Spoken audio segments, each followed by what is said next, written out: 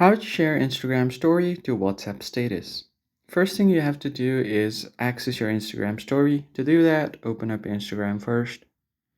And once you open up your Instagram, tap on your story to view it.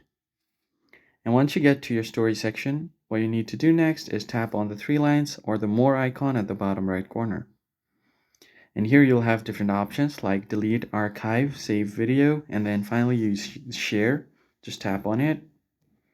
And once you tap on share, what you need to do is select WhatsApp from this list. Tap on more, and if you don't see WhatsApp on your recent list, just search it from here, and then here you'll be able to see my status. Just tap on it, and then tap on next.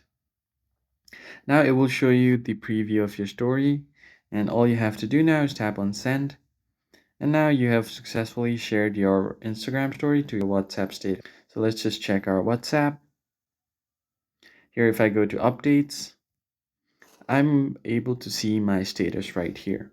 So if I just tap on it, as you can see, my Instagram story has been shared. That's it for this video, guys. I hope it was helpful. I'll see you on the next one.